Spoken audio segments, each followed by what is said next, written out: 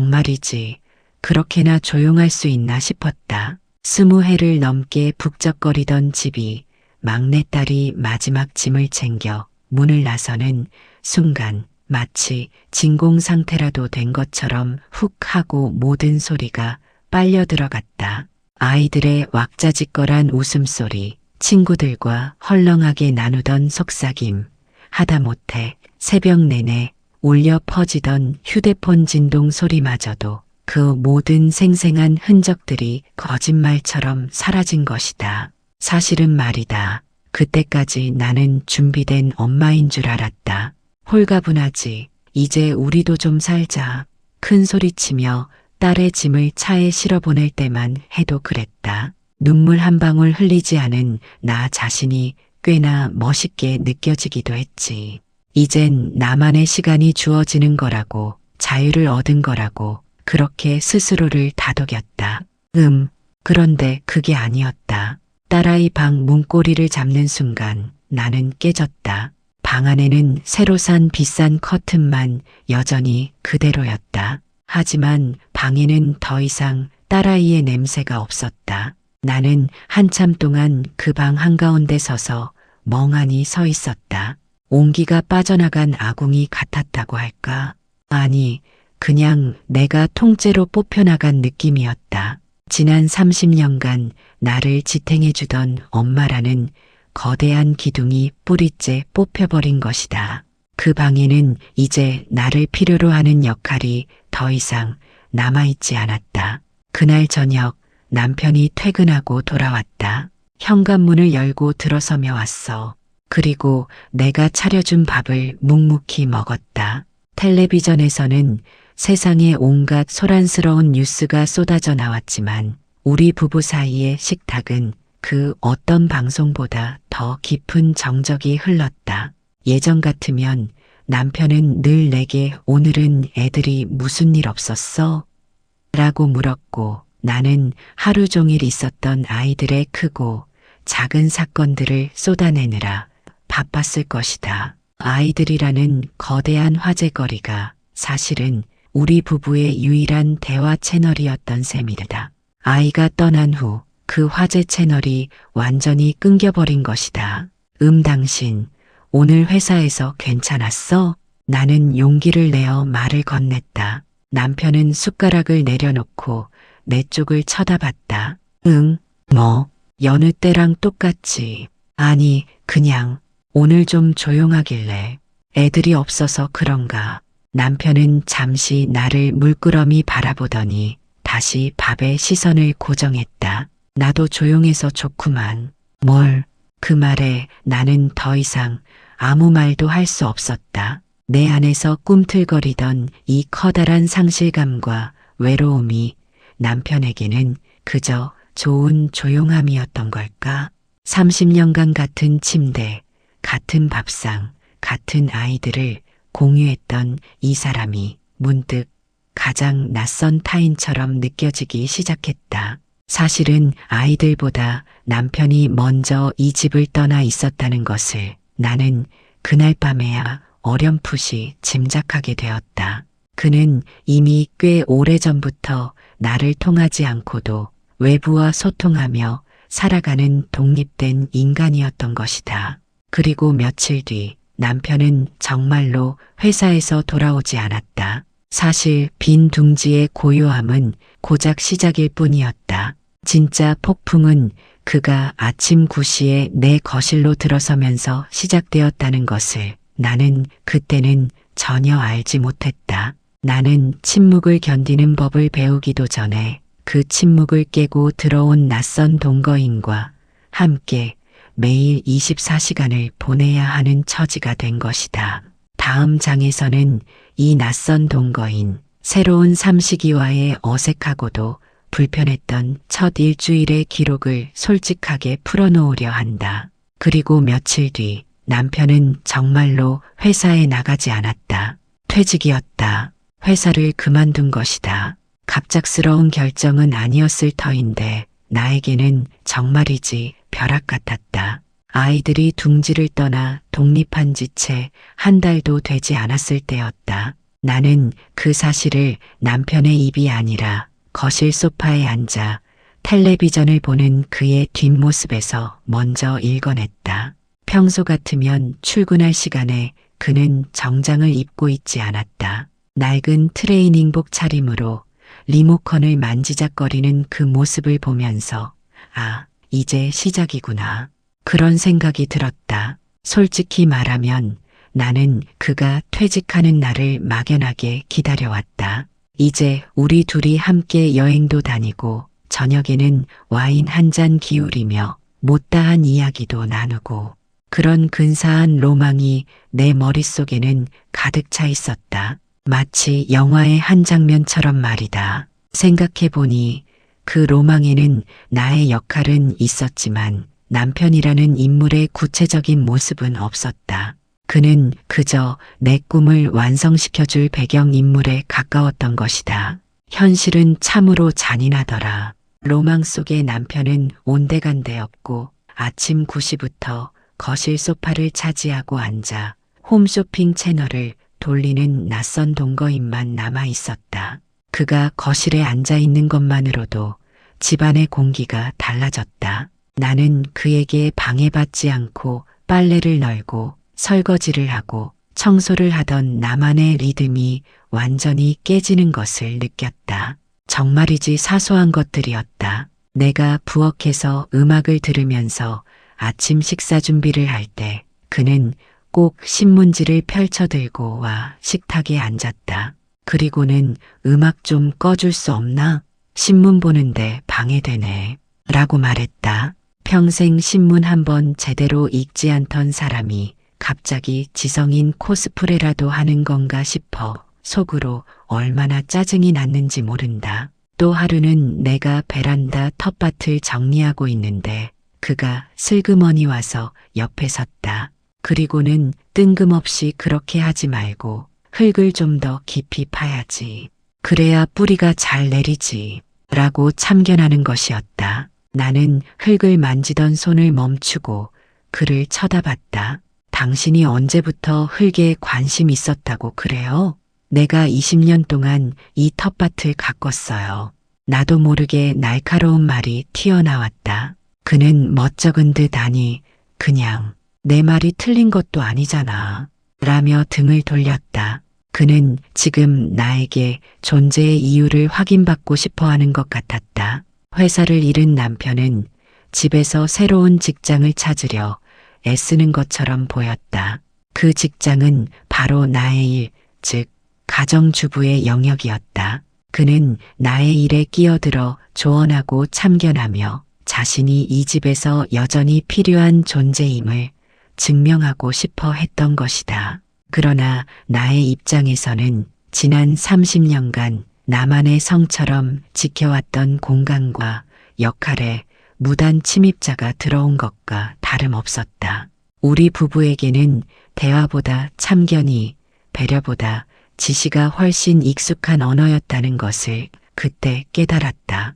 평생 각자의 역할 남편 경제, 아내 가정에 충실하느라 서로의 영역에는 절대 발을 들이지 않았던 습관이 이제 와서 우리를 잡아먹고 있는 것이다. 아, 정말이지. 아이들이 있을 때는 상상도 못했던 일이었다. 그때는 적어도 우리는 아이들의 보호자라는 공동의 목표를 가진 동료였다. 공동의 목표가 사라지자 우리는 그저 같은 지붕 아래 사는 서로의 생활 방식을 이해하지 못하는 낯선 사람들이 되어버렸다. 하루는 남편이 내게 물었다. 당신은 이제 뭐하고 지낼 계획이야? 그의 말은 걱정이라기보다는 나는 이렇다 할 계획도 없이 방황하고 있는데 당신은 뭘 할 건지 드러나 보자 하는 시큰둥한 말투였다. 나는 얼떨결에 답했다. 글쎄요, 나는 그냥 하던 대로 살면 되지 않나요? 순간 남편의 얼굴에 아주 미묘한 표정이 스쳐 지나갔다. 그 표정은 질투였을까? 아니면 안도감이었을까? 아니면 그저 무관심이었을까? 생각해보니 내가 하던 대로 사는 것은 남편에게는 불편함이 없을 것이다. 그의 식사는 여전히 제때 차려질 것이고 집안은 깨끗하게 유지될 것이며 그는 자신의 새로운 무료한 삶을 내가 제공하는 익숙한 환경 속에서 보낼 수 있을 테니 말이다. 나는 이 혼란스러운 상황 속에서 30년간 한 번도 해보지 않았던 질문을 스스로에게 던지기 시작했다. 나는 지난 30년간 누구의 아내였나? 아니다. 그보다 더 근본적인 질문이었다. 나는 도대체 누구였지? 이 질문은 나를 잠 못 들게 만들었다. 아이들이 떠나고 남편이 들어온 이 거대한 침묵 속에서 나는 비로소 나 자신의 빈 껍데기를 발견한 기분이었다. 엄마라는 이름표를 떼고 나니 아내라는 이름표만 남았는데 그 아내라는 역할마저도 남편의 시시콜콜한 참견과 불필요한 존재감에 의해 침식당하고 있었다. 나는 이대로는 안 된다고 생각했다. 이 낯선 고요와 침범 속에서 나의 존재를 다시 찾아야 했다. 그 시작은 아주 작고 사소한 반항에서부터 비롯되었다. 다음 날 아침 남편은 여느 때처럼 아침 식사를 하러 식탁에 앉았다. 하지만 나는 그가 가장 좋아하는 된장찌개 대신 나 혼자 먹을 조그마한 토마토 샐러드와 블랙커피 한 잔만 준비했다. 그가 젓가락을 들다가 나를 쳐다보는 순간 나는 그 눈빛에서 30년 결혼 생활 동안 단 한 번도 보지 못했던 당황스러움을 읽었다. 나는 문득 이 작은 식단 변화 하나가 우리 부부관계 전체를 전복시킬 수 있는 기폭제가 될지도 모른다는 섬뜩한 예감을 느꼈다. 이 작은 반항이 가져올 파장은 대체 어디까지일까? 남편은 숟가락을 내려놓고 토마토 샐러드를 멍하니 바라보았다. 그의 표정에는 분노보다 혼란이 더 짙게 배어 있었다. 이건 내 건 없어? 나는 평온한 얼굴로 대답했다. 네, 이건 제 거예요. 당신 건 당신이 알아서 차려 드셔야죠. 나는 30년간 단 한 번도 남편에게 당신 것을 스스로 차리라는 말을 해본 적이 없었다. 그건 나의 의무이자 동시에 나의 역할이었다. 그 역할을 내려놓는 순간 남편은 마치 세상이 무너진 듯한 표정을 지었다. 그는 내가 갑자기 낯선 외계인이라도 된 것처럼 나를 쳐다봤다. 아니, 내가 뭐 잘못했어? 당신은 왜 갑자기 이러는 거야? 그의 목소리에는 피해 의식이 가득했다. 그의 입장에서는 30년간 공고히 유지되던 규칙이 갑자기 파괴된 것이다. 나는 이 혼란을 예상했으면서도 막상 그의 당황스러움을 마주하니 마음 한구석이 조금 시원해지더라. 잘못한 건 없어요. 다만 이제는 아이들도 다 떠났고 나는 당신의 식모가 아니잖아요. 당신도 이제 시간이 많으니까 당신 식사는 스스로 책임져야 한다고 생각했어요. 간단한 토스트라도 직접 만들 수 있잖아요. 그는 잠시 망설이더니 결국 자리에서 일어나 빵을 찾기 시작했다. 그 모습이 어찌나 어색하고 서툰지 헛웃음이 나왔다. 평생 밥상에 앉아 숟가락만 들 줄 알았던 사람의 고장난 로봇 같은 움직임. 나는 그 모습을 지켜보면서 우리 부부 사이의 심각한 불균형을 비로소 깨달았다.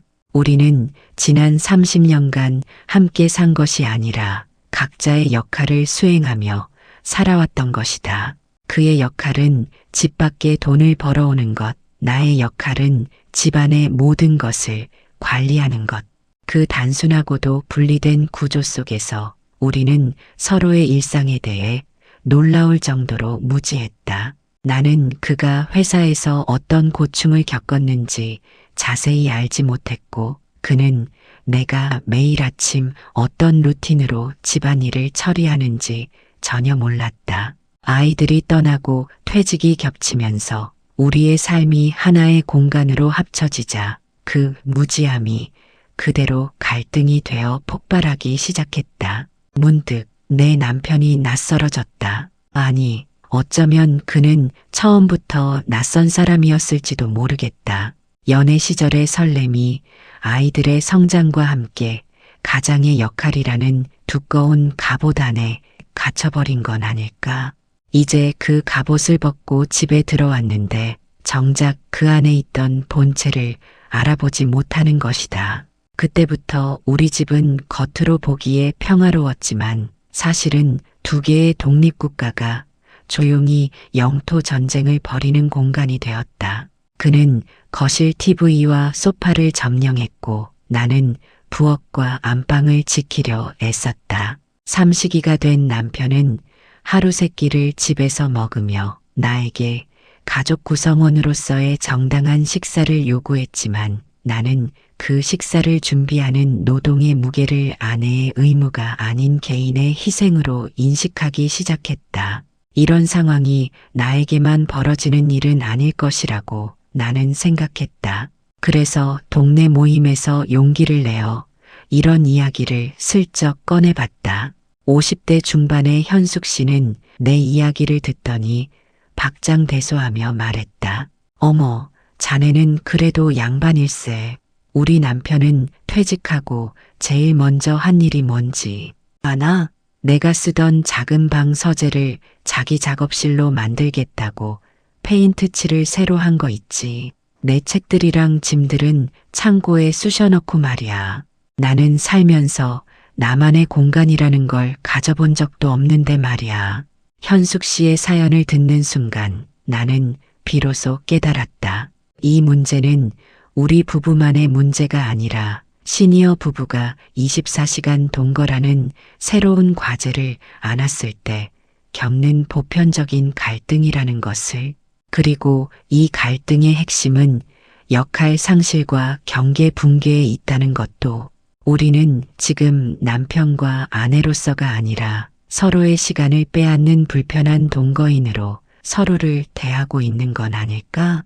이대로는 이 어색하고 불편한 동거를 이어갈 수 없었다. 나는 이 관계를 해체하거나 아니면 완전히 새로 정의해야만 했다. 어느 날 이 복잡한 생각을 안고 잠 못 이루던 새벽 나는 문득 깨달았다. 나는 지난 30년간 남편의 아내도 아이들의 엄마도 아닌 오직 나 자신으로서 살아야 했던 시간을 송두리째 잊고 있었다는 것을.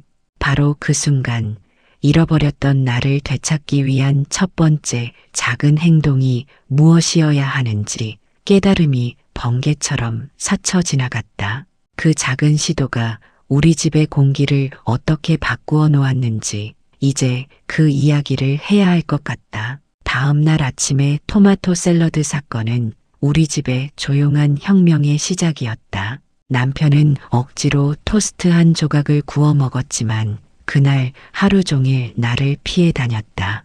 거실 소파에 앉아 있으면서도 마치 내가 보이지 않는 것처럼 행동했고 혹시나 내 시선이 닿을까봐 고개를 푹 숙이고 리모컨만 만지작거렸다. 나는 그런 남편을 보면서 묘한 쾌감과 함께 씁쓸함을 느꼈다. 정말이지 사소한 일이었다. 아침 식사를 각자 해결한다는 것. 그런데 그 작은 변화가 불러온 집안의 긴장감은 내가 남편에게 우리 이혼해요라고 말했을 때보다 더 강력할 것 같았다. 왜일까? 생각해보니 이혼은 관계의 끝이지만 역할의 파괴는 관계의 규칙 자체를 흔드는 일이기 때문이었다. 나는 그날 하루 남편의 눈치를 보지 않고 내가 하고 싶었던 일들을 해보기로 마음먹었다. 그 시작은 나만의 시간과 공간을 확보하는 일이었다.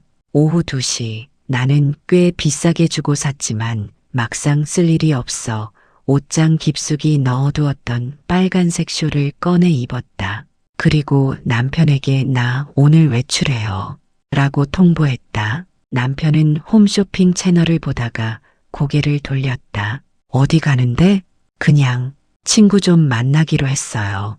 사실 친구를 만나는 것은 아니었다. 그냥 혼자 밖으로 나가고 싶었을 뿐이다. 나는 남편의 대답을 기다리지 않고 현관문을 열고 나섰다. 문을 닫고 엘리베이터 버튼을 누르는 순간 심장이 쿵쾅쿵쾅 뛰기 시작했다. 마치 가출이라도 하는 어린아이처럼 말이다. 나는 이 기분이 왜 이렇게 낯선지 곰곰이 생각해 보았다. 지난 30년간 나의 외출은 항상 목적이 있었다. 아이들의 학교 행사, 장보기, 병원 방문, 시댁 방문 등 나의 역할과 관련된 일들이었다. 오직 나 자신만을 위한 외출은 정말이지 오랜만이었다. 나는 버스를 타고 종점까지 갔다. 목적지 없는 여행. 버스 창밖으로 보이는 사람들의 표정을 구경했다.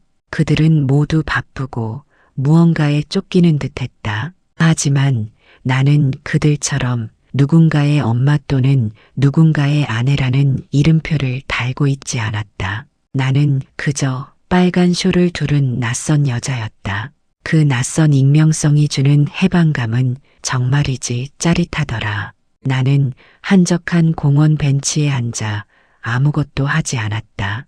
휴대폰도 꺼내지 않고 그저 불어오는 가을바람을 맞았다. 그때 문득 내 머릿속을 맴도는 생각이 있었다. 나는 지난 30년간 누구의 아내였나? 나는 아이들을 잘 키워줄 여자의 아내였고 남편의 사회생활을 완벽하게 서포트해줄 내조의 여왕의 아내였을 뿐이다. 정작 나라는 이름의 인간, 즉 나의 감정, 나의 욕구, 나의 꿈을 가진 인간은 지난 30년간 이 거대한 가족 시스템 속에서 완벽하게 소외되어 있었다. 나는 내 삶의 주연이 아니라 조연 또는 배경음악쯤이었던 것이다. 아이들이 떠나고 남편이 퇴직하면서 이 시스템이 멈추자 비로소 나의 존재 가치를 잃은 것처럼 느껴졌던 이유가 바로 여기에 있었다. 해가 질 무렵 나는 집으로 돌아왔다. 현관문을 열자마자 남편은 거실 소파에서 나를 기다리고 있었다. 그의 표정은 아침보다 더 복잡했다. 왠지 모르게 불안해 보였다. 밥은 먹었어? 왜 이렇게 늦었어? 그의 질문은 걱정이라기보다는 왜 나의 통제권 밖으로 나갔느냐는 질책에 가까웠다. 나는 그런 남편의 눈을 똑바로 바라보며 말했다. 나를 위해서 시간을 좀 썼어요. 그리고 오늘 저녁 식사는 당신이 알아서 해결해야 해요. 나는 부엌으로 가는 대신 곧바로 안방으로 들어와 문을 닫았다. 문을 등지고 서서 숨을 골랐다. 내 안에서 단단한 무언가가 다시 세워지고 있는 느낌이었다. 그것은 용기이자 자기 선언이었다.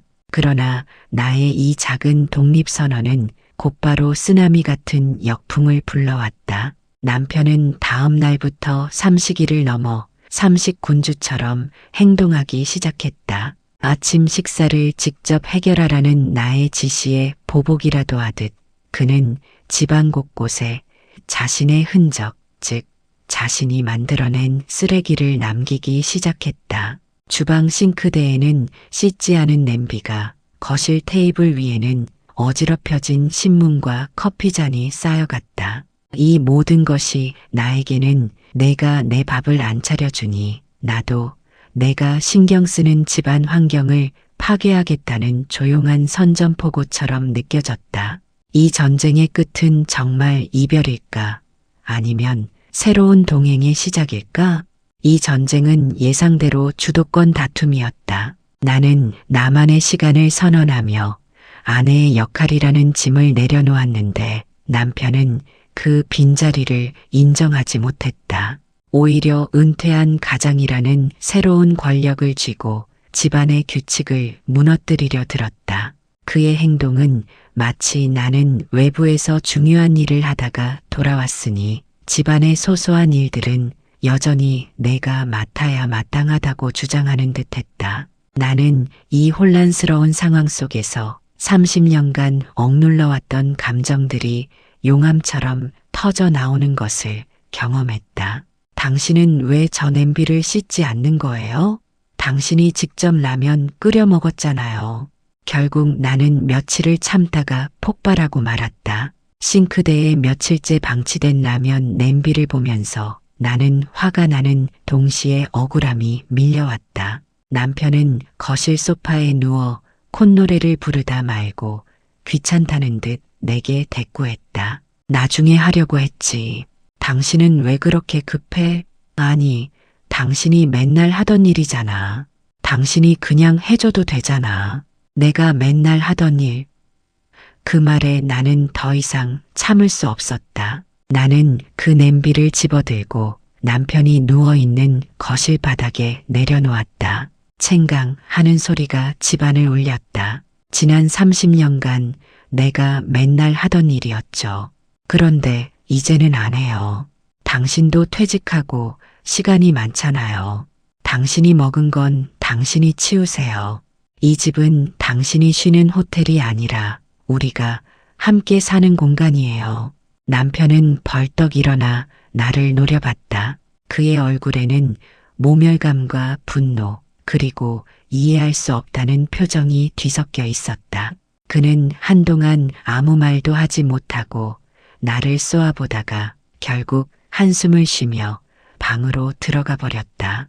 그 침묵은 나에게는 승리처럼 느껴졌지만 사실은 더 깊은 균열의 시작이었다.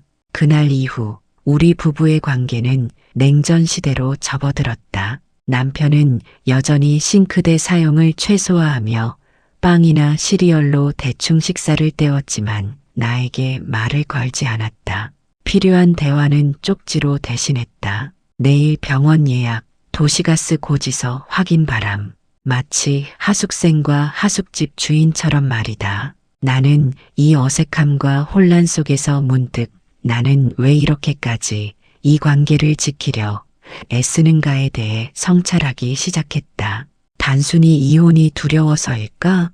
아니다. 나는 이 사람과 진짜 동반자로서의 남은 삶을 살고 싶다는 막연한 희망을 버릴 수 없었다.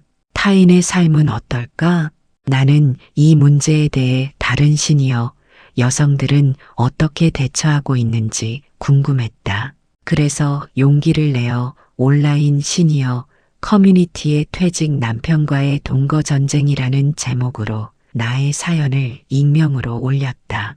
댓글은 폭발적이었다. 수많은 여성들이 자신의 삼식이 사연을 공유했다. 그들의 이야기는 너무나 현실적이었고 내 사연보다 더 극적인 경우도 많았다. 어떤 분은 남편이 24시간 뉴스 채널만 시청해서 우울증이 왔다고 했고 어떤 분은 남편이 본인의 옷과 내 옷을 구분 못하고 세탁기에 돌려서 명품 스카프를 망쳤다고 했다.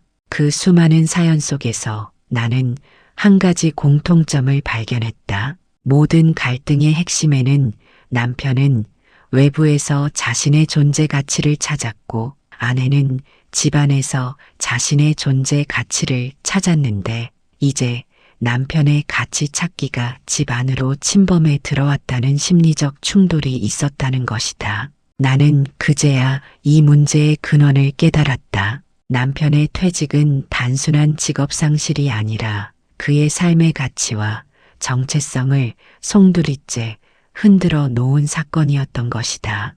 그는 집에서 깽판을 치는 것이 아니라 내가 아직 쓸모 있는 사람이라는 것을 나에게 끊임없이 증명하려 했던 건 아닐까?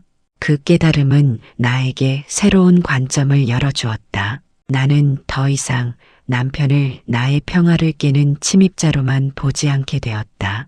타인의 사연을 읽으며 나는 우리 부부의 갈등이 지극히 보편적이고 또 해결 가능한 단계라는 것을 알게 되었다. 이제 내가 해야 할 일은 그를 무찌르는 것이 아니라 이 혼란스러운 상황 속에서 함께 상실감을 극복할 새로운 동반자를 찾는 일이었다.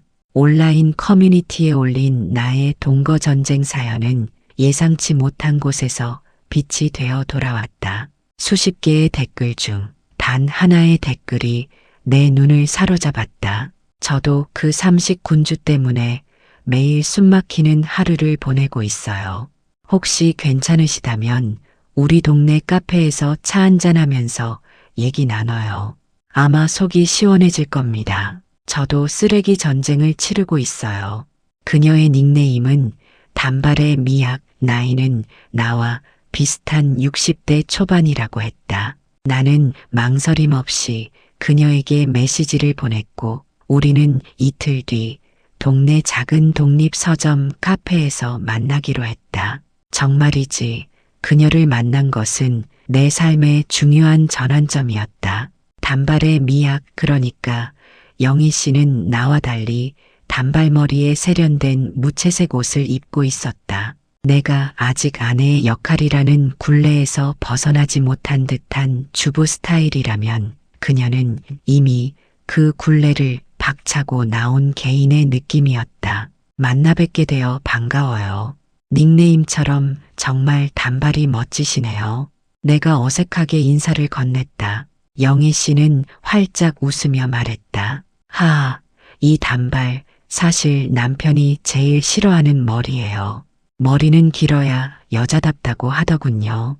그래서 퇴직하는 날 바로 잘라버렸죠. 일종의 독립선언이라고 할까? 나는 그녀의 솔직함에 단숨에 매료되었다. 우리는 각자의 삼식이 전쟁 사연을 쏟아냈다. 영희 씨는 자신의 남편이 은퇴 후 집안 CEO가 되어서 세탁기 돌리는 순서, 청소하는 방향, 심지어 냄비에 물 끓이는 시간까지 잔소리를 한다고 했다. 아이고, 나는 우리 남편이 냄비라도 직접 씻으면 소원이 없겠네. 우리 남편은 쓰레기만 남겨요.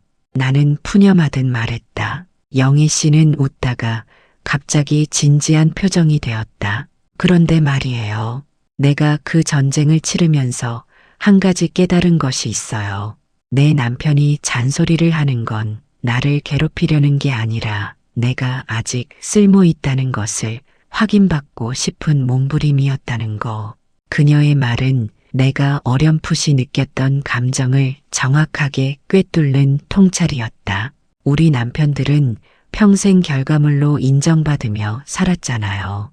회사에서 프로젝트를 성공시키고 돈을 벌어와서 나는 유능하다는 확신을 얻었죠. 그런데 은퇴 후 집에서는 결과물을 만들어낼 곳이 없어진 거예요. 그러니 가장 만만한 나의 일에 끼어들어 내가 너보다 더 잘 알고 있다는 우월감을 통해 자기 효능감을 억지로라도 찾으려 했던 거예요. 불쌍하다고 생각하니 화가 좀 가라앉더군요. 나는 망치로 머리를 맞은 듯한 기분이었다. 나는 남편의 행동을 오직 나에 대한 공격으로만 해석했는데 영희 씨는 그것을 남편의 상실감이라는 더 넓은 차원에서 바라보고 있었다. 영희 씨는 자신이 직접 실천했던 새로운 경계 설정에 대한 이야기도 들려주었다. 나는 남편에게 솔직하게 말했어요. 당신의 상실감은 이해하지만 당신의 불안감을 내 노동으로 채우려 하지 말아달라고요. 그리고 일주일에 2번, 수요일과 토요일은 나의 날로 선포했어요. 그날은 당신이 집에 있든 말든 나는 아침부터 저녁까지 집을 나설 거라고, 밥이든 빨래든 나는 신경 쓰지 않을 거라고 말이죠. 그녀는 남편의 초반 반발이 심했지만 단호함을 잃지 않았다고 했다. 그렇게 몇 달을 보내자 남편은 신기하게도 스스로 요리를 배우기 시작했고 심지어 동네 복지관에서 남성 시니어들을 위한 가정요리 강좌를 듣기 시작했다는 것이다. 영희 씨의 사연을 듣고 나니 나의 토마토 샐러드 반항은 너무나 소극적이고 감정적인 대응이었다는 것을 깨달았다. 나는 이제 감정적인 대립이 아니라 논리적이고 단호한 관계의 재정의가 필요했다. 카페를 나서는 길 나는 영희 씨에게 깊이 감사 인사를 전했다. 그리고 집에 돌아오는 버스 안에서 나는 우리 부부 관계를 바라보는 새로운 시각을 갖게 되었다. 나는 더 이상 아이들의 엄마나 남편의 아내라는 역할 속에서 허우적거릴 필요가 없었다. 우리는 이제 각자의 삶을 살지만 서로의 성장을 지지하는 독립된 인간으로서의 동반자 관계를 새롭게 정의해야 했다. 하지만 문제는 여전히 남아 있었다. 그 낯선 남편에게 이제 우리는 동반자야라고 말하는 것이 과연 통할까? 아니, 그보다 더 중요한 질문은 내가 이 사람의 동반자가 될 준비가 되었을까? 영애 씨와의 만남 이후 나는 남편을 대하는 나의 태도를 근본적으로 바꾸기로 결심했다. 더 이상 그를 내 일상을 파괴하는 적으로 보지 않기로 한 것이다. 대신 그는 지금 존재의 이유를 잃고 방황하는 한 남자이자 나의 도움을 필요로 하는 동반자일지도 모른다는 새로운 시각을 적용하기 시작했다. 성찰은 언제나 나 자신에게서부터 시작해야 하더라. 나는 조용히 안방 화장대 앞에 앉아 나 자신에게 물었다. 당신은 지난 30년간 남편의 진정한 동반자였는가? 솔직히 말하면 아니었다. 나는 아이들을 키우는데 모든 에너지를 쏟아부었고 남편의 역할은 그저 돈 벌어오는 사람 또는 가장으로만 정의했다. 우리는 서로의 삶의 깊숙한 곳을 들여다볼 여유도 필요성도 느끼지 못했다. 내가 그의 퇴직 후 상실감을 이해하려 하지 않았던 것처럼 그 역시 나의 빈 둥지 증후군을 이해하려 들지 않았다. 결국 우리는 서로 무관심했던 죄의 결과를 지금 함께 치르고 있는 셈이었다. 나는 이 관계를 부모 관계에서 동반자 관계로 재정의해야 함을 깨달았다. 부모 관계에서는 희생과 헌신, 그리고 일방적인 의무가 우선된다. 아이들을 위해 우리의 모든 것을 바치고 남편을 위해서는 밥을 차리고 내조하는 것이 사랑의 증명이었다. 하지만 동반자 관계에서는 다르다. 그 관계의 핵심은 상호 존중, 독립성, 그리고 함께 성장하기에 있다. 더 이상 그를 가장이라는 무거운 역할에 가두지 않고 나 역시 아내라는 역할 속에서 희생하지 않아야 했다. 나는 이 새로운 관점을 적용해 보기로 했다. 바로 질문이었다. 냉전 상태에 있던 어느 날 저녁 남편은 여전히 빵으로 대충 때운 저녁 식사를 끝내고 거실 소파에 앉아 텔레비전을 보고 있었다. 나는 그의 옆에 조용히 앉았다. 그리고 아주 조심스럽게 물었다. 당신 퇴직하고 난 후 가장 하고 싶었던 일이 뭐였어요? 남편은 리모컨을 만지작거리다가 잠시 멈칫했다. 그는 예상치 못한 나의 질문에 당황한 듯했다. 그는 늘 내가 잔소리나 불평을 할 것이라고 예상했을 테니까. 글쎄, 하고 싶었던 일이라니. 그냥 좀 쉬고 싶었지. 쉬는 거 말고. 정말 당신만을 위한 일이요. 평생 회사 일 때문에 못했던 일 예를 들면 그림을 배우고 싶다거나 아니면 외국어 공부 같은 거요. 그의 얼굴에 아주 미묘한 변화가 일어났다. 무관심과 불안의 표정이 사라지고 아주 희미하지만 설렘 같은 감정이 스쳐 지나가는 것을 나는 포착했다. 남편은 한참을 망설이다가 아주 작은 목소리로 말했다. 사실은 예전에 회사 다닐 때 목공을 배워보고 싶었어. 나무 만지는 게 그렇게 좋을 수가 없더라고. 맨날 서류만 만지다가 내 손으로 뭔가 만들어내는 기쁨을 느껴보고 싶었지. 그런데 말이다. 그는 말을 흐렸다. 나는 그의 눈을 바라보며 조용히 다음 말을 기다렸다. 그런데 내가 그걸 한다고 해서 집사람이 좋아할까? 나이 먹고 돈 안 되는 일 한다고 싫어할 것 같았지. 나는 그때 깨달았다. 남편 역시 나에게 인정을 구하고 있었다는 것을. 그의 겉모습은 딱딱한 군주 같았지만 속으로는 여전히 나에게 나를 이렇게 인정해줘도 괜찮을까? 를 묻고 있었던 것이다. 나는 미소를 지었다. 지난 30년간의 앙금이 조금씩 풀리는 듯한 기분이 들었다. 왜 싫어해요? 당신이 좋아하는 일인데 이제야말로 당신이 당신의 삶을 사는 거죠. 우리 그것 같이 한번 알아볼까요? 당신의 두 번째 꿈 말이에요.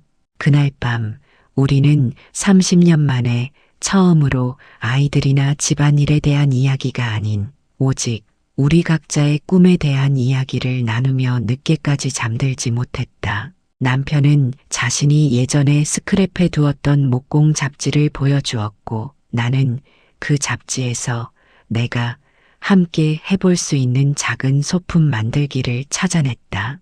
이 새로운 대화는 우리 사이에 쌓여있던 차가운 벽에 작은 틈을 만들어 주었다.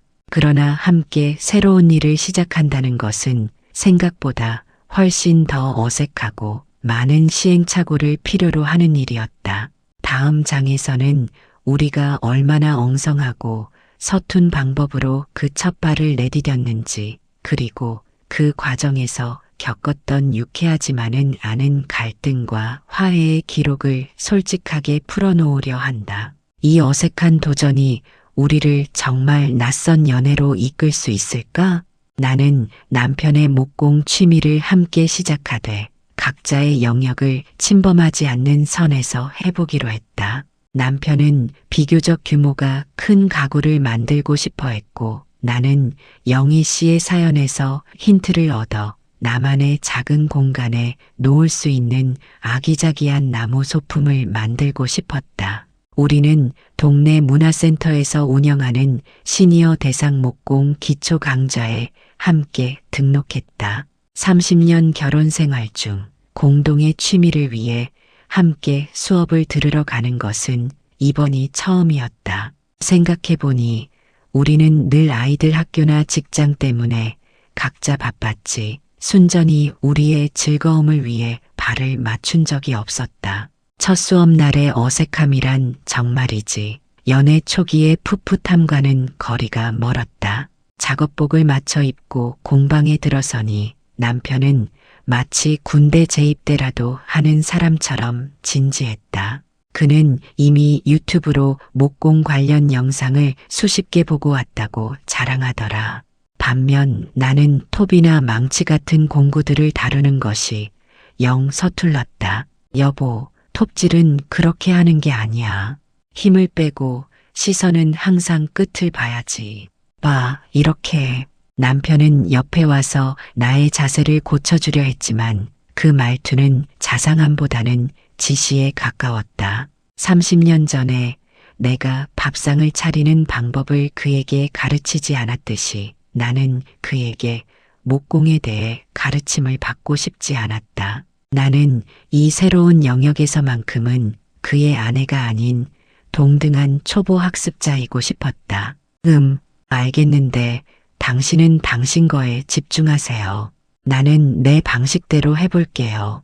나는 단호하게 말했다. 남편은 또다시 당황하는 기색이었다. 그에게는 아내가 자신의 말에 순순히 따르지 않는 것 자체가 하나의 사건이었을 것이다. 하지만 나는 굴하지 않고 내가 원하는 방식대로 서툴지만 열심히 나무를 다듬었다. 재미있는 것은 우리의 관계가 나무라는 매개체를 통해 조금씩 변화하기 시작했다는 점이다. 내가 만든 작은 나무 숟가락의 표면이 매끄럽지 않아 좌절하고 있을 때 남편은 묵묵히 와서 자신이 사용하는 사포를 건네주었다. 그리고는 말없이 자기가 작업하던 테이블로 돌아갔다. 잔소리나 지시 없이 건넨 그 작은 도움은 수십 번의 사랑해라는 말보다 더 진심으로 다가왔다. 우리는 비록 서툰 언어로 말하고 있었지만 서로의 고충을 이해하고 지지한다는 새로운 방식의 대화를 시작하고 있었던 것이다. 또 하루는 남편이 자신이 만든 작은 원목 상자를 내게 건넸다. 이거 당신이 맨날 화장대 위에 두고 쓰는 작은 보석들을 넣어두면 좋을 것 같아서 만들었어. 서툴지만 정성을 담았지. 그의 손때 묻은 나무 상자를 받아들었을 때 나는 가슴이 뭉클했다. 그 상자에는 가장의 권위도 삼식이의 짜증도 묻어있지 않았다. 오직 나에게 뭔가 좋은 것을 해주고 싶은 남자의 마음만 담겨 있었다. 30년 전 연애 시절 서툰 손으로 만들어준 카드 지갑 이후 처음 받아보는 순수한 선물이었다. 우리 둘은 지금 역할이 아닌 개인 대 개인으로 다시 만나고 있는 중이었다. 우리는 낯선 연애를 시작한 것이다. 서로의 취향을 존중하고 상대방의 성장을 조용히 지지해주며 때로는 서툰 방식으로 애정을 표현하는 서투르지만 진실된 관계 말이다. 목공 수업을 통해 관계의 물꼬를 텄지만 이 평화는 순식간에 깨졌다. 주 2회 공방에 나가는 것을 제외하고 남은 5일 동안 우리는 여전히 경계 전쟁을 치러야 했기 때문이다. 내가 용기를 내어 나만의 시간을 확보하려 할 때마다 남편은 마치 잃어버린 아이처럼 불안해하며 나를 찾았다.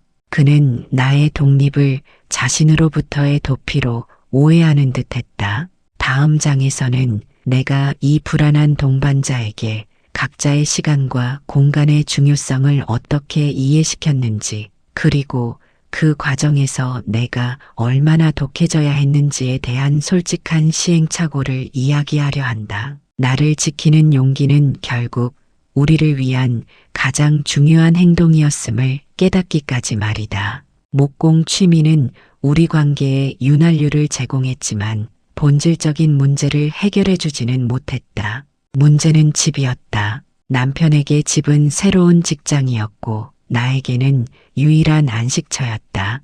이 두 개의 정의가 충돌하는 한 갈등은 피할 수 없었다. 나는 영애 씨에게 배운 대로 나만의 시간을 시스템화해야겠다고 결심했다. 더 이상 감정적으로 대응하지 않고 명확한 규칙을 세우기로 했다.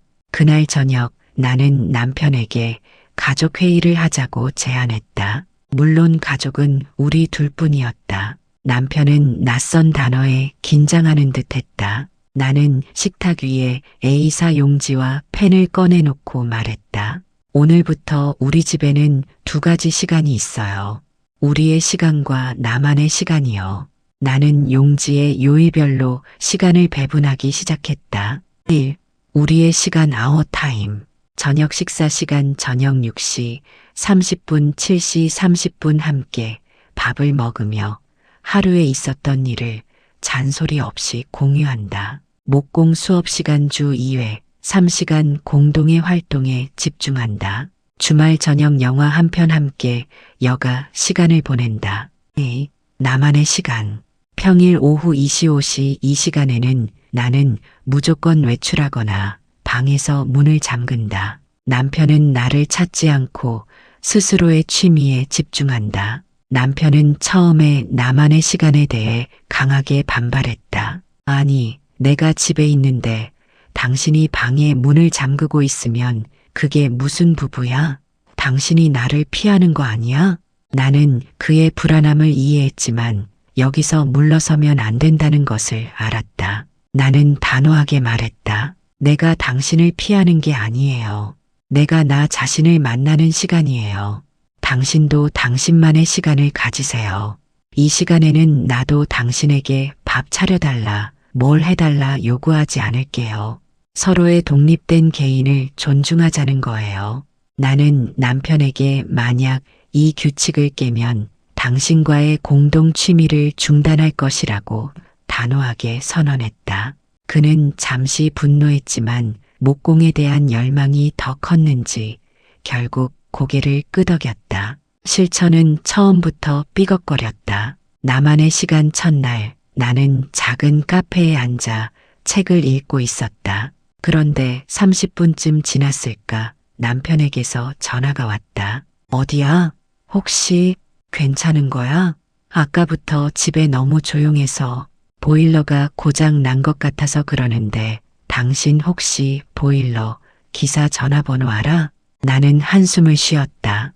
의도적인 불편함을 조성하여 나를 다시 집으로 불러들이려는 고도의 심리전이었다. 나는 참고 있던 감정을 억누르며 말했다.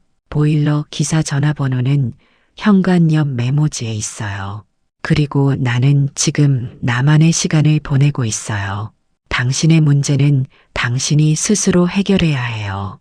나중에 집에 가서 얘기해요. 나는 전화를 끊었다. 손이 떨렸다. 내가 이렇게 독해져야 우리 관계가 유지될 수 있다는 현실이 슬프기도 했지만 동시에 내 삶의 주도권을 되찾았다는 기쁨도 컸다. 이런 시행착오와 단호한 경계 설정의 반복 끝에 남편은 서서히 나만의 시간을 존중하기 시작했다. 그리고 신기하게도 그 시간 동안 그는 스스로 무언가를 찾기 시작했다. 인터넷으로 주식시장을 분석하기도 하고 공방에서 배운 기술로 집안의 낡은 의자를 수리하기도 했다. 나를 지키려는 나의 용기가 오히려 남편에게 스스로 설 기회를 준 것이다. 우리는 더 이상 빈 둥지 증후군이라는 침체된 그림자에 갇혀 있지 않았다. 남편은 나에게 밥 차려달라고 조르지 않았고 나는 그에게 잔소리할 필요가 줄어들었다. 대신 우리는 저녁에 서로에게 질문을 던졌다. 오늘 당신의 보일러 수리는 잘 됐나요? 내일 공방에서 어떤 작품을 만들 거예요? 우리의 대화는 비로소 역할이 아닌 생활을 공유하는 관계로 바뀌었다.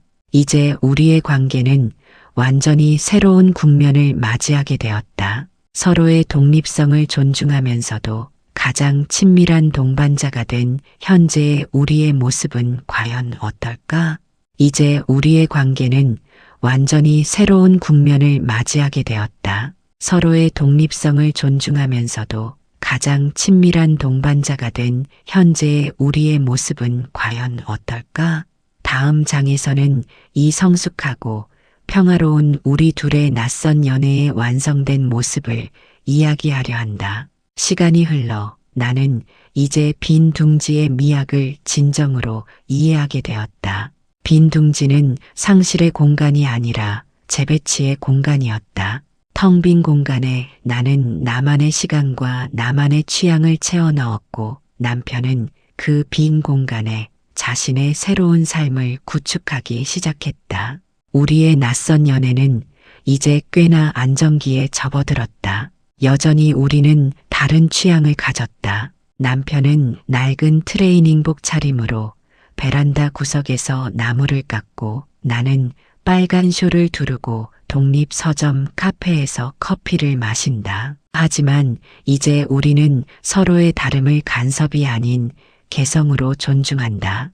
가장 놀라운 변화는 대화의 질이었다. 최근의 일이다. 나는 지역사회 봉사 활동을 시작했는데 그날따라 힘든 일이 많아 지쳐서 집에 돌아왔다. 남편은 거실 소파에 앉아 있다가 나를 보더니 잔소리 대신 따뜻한 차 한 잔을 건넸다. 힘들었지? 오늘 당신이 어떤 일에 얼마나 정성을 쏟았는지 알아. 당신은 정말 존경스러워. 30년 만에 처음 들어보는 존경이라는 단어였다.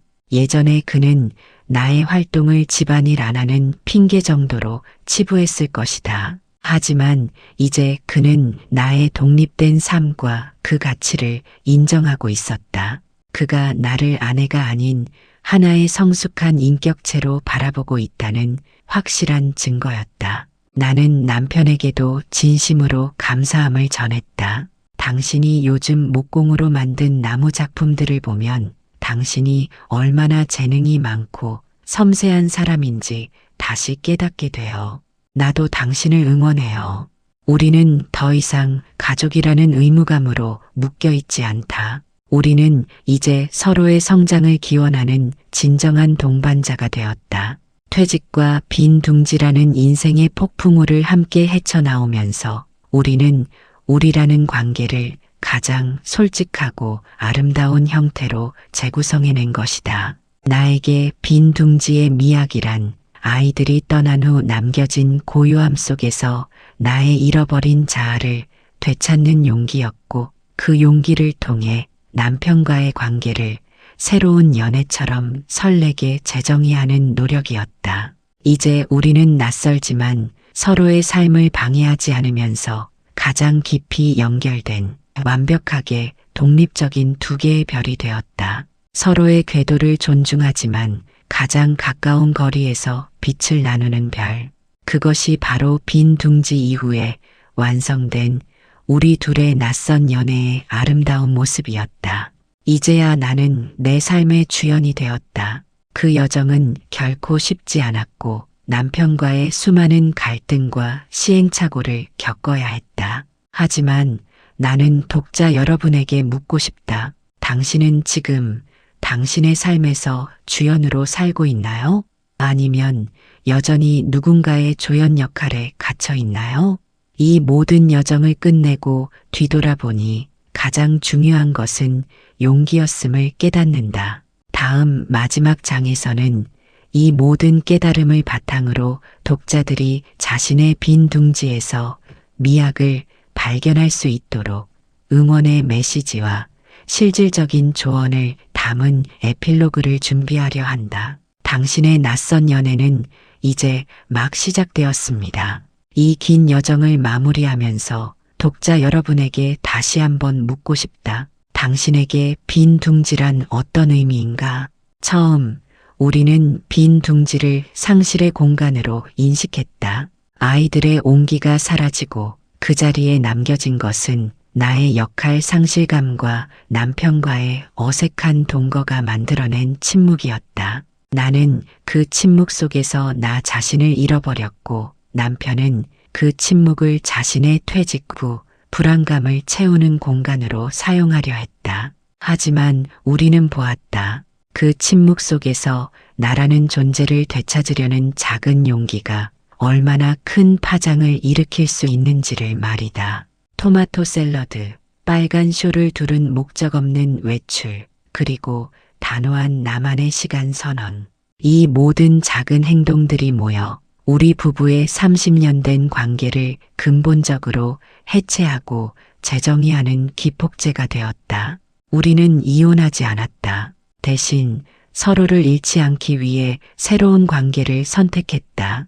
그것이 바로 빈 둥지의 미학이다. 비어있다는 것은 곧 채울 수 있는 여백이 생겼다는 뜻이다. 그 여백을 남편의 잔소리나 불안감으로 채우지 않고 오직 나 자신의 성장과 행복으로 채워 넣을 용기. 그것이 시니어 부부가 남은 3040년의 세월을 행복하게 보낼 수 있는 유일한 열쇠라고 나는 확신한다. 친애하는 독자 여러분, 당신의 남편은 당신의 적이 아니다. 그는 단지 자신의 평생의 정체성을 잃고 어디로 가야 할지 모르는 길 잃은 동반자일 뿐이다.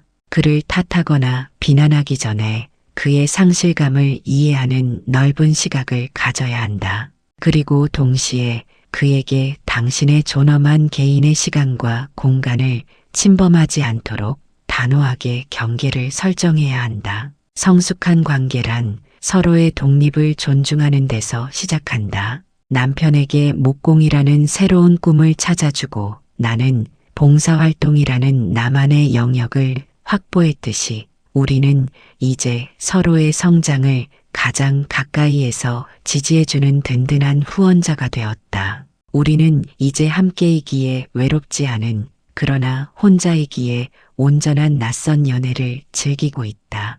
당신은 지금 당장 무엇을 시작할 수 있을까? 그것은 거창한 세계 일주나 창업이 아닐 수도 있다. 당신이 좋아하는 책을 펼치고 이 시간은 누구도 방해할 수 없다고 선언하는 것, 남편이 싫어하는 색깔의 옷을 입고 거울 앞에서 웃어보는 것, 아니면 내일 아침 남편에게 당신의 아침 식사는 당신의 책임이라고 쪽지를 남기는 것. 이 작은 행동들이 당신의 미학적 여백을 채우는 첫 번째 분놀림이 될 것이다. 나는 이 책이 당신의 빈 둥지에 새로운 바람을 불어넣고 당신의 가장 빛나는 두 번째 인생을 열어줄 작은 용기가 되기를 진심으로 바란다. 당신의 낯선 연애를 응원하며 이 긴 이야기를 마무리한다.